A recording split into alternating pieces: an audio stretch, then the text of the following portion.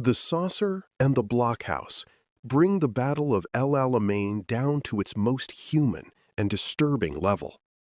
By the end of October 1942, the Australians in the northern sector were pushing toward the coast road, and the fighting around the railway line west of Telefon El Isa had become a struggle of infantry, tanks, anti-tank guns, and exhaustion. In that fighting, a shallow area near the road and railway became known as the Saucer because of the way it seemed to hold men under observation and fire. Inside it stood a low concrete building, the Blockhouse, first used by the Germans as a medical post and then transformed into an improvised aid station for wounded men of both sides. Its story matters because it shows that even in mechanized war, humanity and terror could occupy the same few rooms. If you would like to move beyond the podcast, you can see my available books at militaryauthor.me. And at trackpads.com, you will find magazines and galleries with hundreds of thousands of photos and videos to explore. The plan that led to the Saucer was ambitious. Major General Leslie Morshead, commander of the 9th Australian Division, wanted to push north and threaten the enemy defenses around the coast. The 2/32nd Battalion was to establish a firm base near the railway and main road. From that base, the exhausted 2/24th and 2/48th Battalions were to attack eastward towards strong German positions such as Thompson's Post and Ring Contour 25. The 2/3rd Pioneer Battalion, an infantry-capable unit trained for construction and field work, was then to drive north toward the coast and help cut off enemy troops still holding the coastal defenses. On paper, it was a way to trap part of the Axis line. In practice, it became one of the ugliest fights of the battle. The 232nd reached its objectives and captured the building that would become the Blockhouse. It was a long, low concrete structure near the railway, originally associated with railway work rather than war. By the time the Australians arrived, it had been used as a German casualty station. German doctors and orderlies were still there with wounded men and medical equipment. Australian medical officers soon took over the space as a regimental aid post, but the German medical personnel did not simply vanish from the story. They helped treat casualties, and for a time, the building became an extraordinary place where enemies worked side by side because wounded men kept arriving faster than the battle could be understood. Outside the Blockhouse, the attack was going badly for the battalions pushing east. The 224ths and 248ths had already been fighting for days and were reduced in strength before the operation began. They moved forward through fire, confusion, and defended ground where the enemy remained alert and dangerous. Machine guns, mortars, mines, and anti-tank weapons broke up the assault.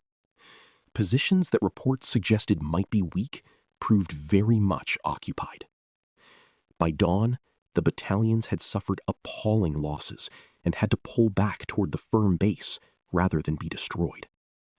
What had been intended as a bold move against the rear of the enemy defenses became a desperate withdrawal through a landscape filling with wounded men. The Saucer took shape as dawn revealed the Australian situation. The men were clustered around a few key points: the Blockhouse, a gap blown through the railway embankment, and Barrel Hill, a small ridge north of the railway. The area was roughly a pocket, exposed to observation from several directions. German observers could look into it, and German commanders understood that it was too dangerous to leave in Australian hands. It threatened the road and railway and created the possibility that Axis troops in the coastal sector might be cut off. The Australians inside it, therefore, had to defend a position that was both valuable and exposed. It was not a comfortable lodgment. It was a target. The Blockhouse became the medical heart of this pocket. Wounded Australians were carried or helped there, and wounded Germans were treated there as well. Medical officers worked in crowded rooms, with men lying inside and outside the building.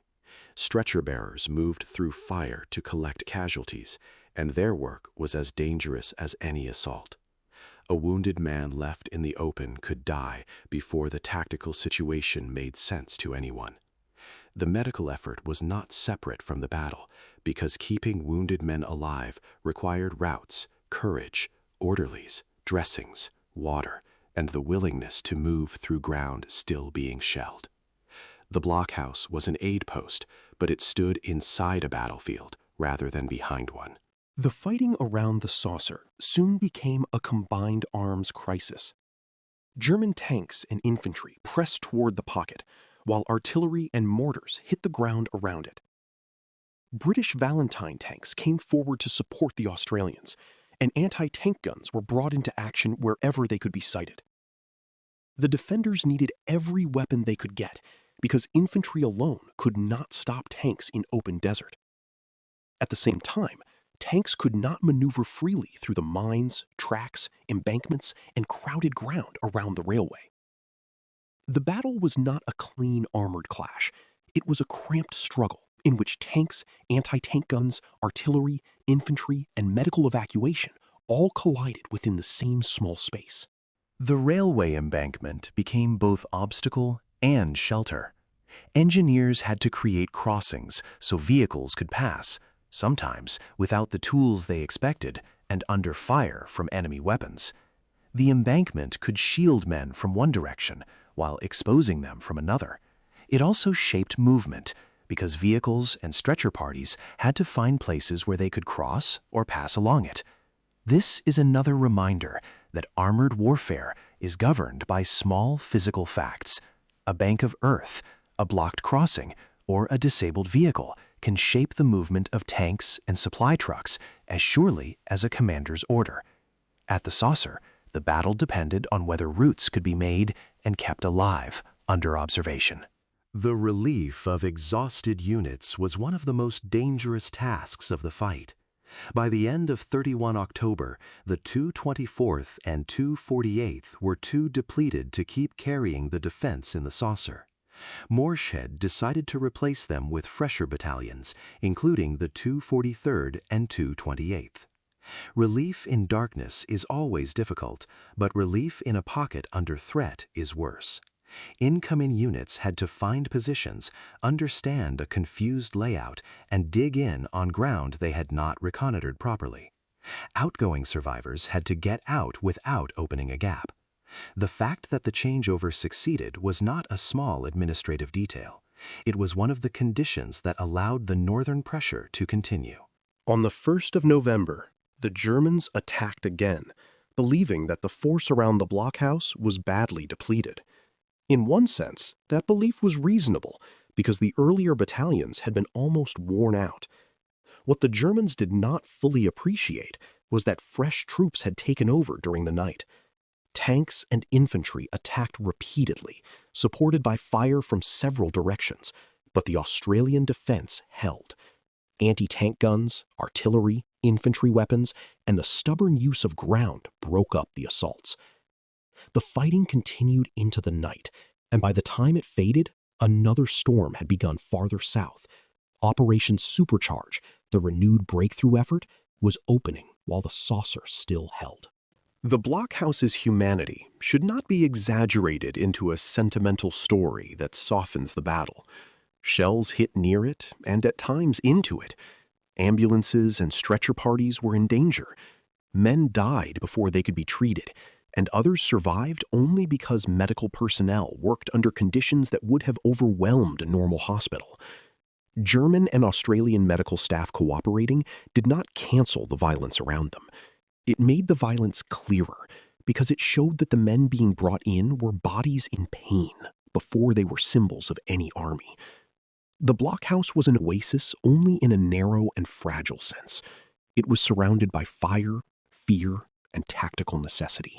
For armored warfare, the saucer teaches a lesson that is easy to miss. The decisive breakthrough of El Alamein depended partly on places where tanks were not free to move and infantry could barely hold. By tying down German attention in the north, the Australians helped create the conditions for the main blow of Supercharge. By holding the saucer, they threatened the coast road and forced Rommel to keep spending strength in a sector that could not be ignored. British armor, artillery, anti-tank guns, and infantry all had roles, but the key achievement was endurance. The defenders did not have to destroy the Axis army at the saucer. They had to keep it worried, delayed, and committed for one more crucial day. The saucer and the blockhouse deserve to be remembered together because they reveal two truths at once. The saucer shows the battlefield as a trap of observation, mines, tanks, guns, and exposed infantry.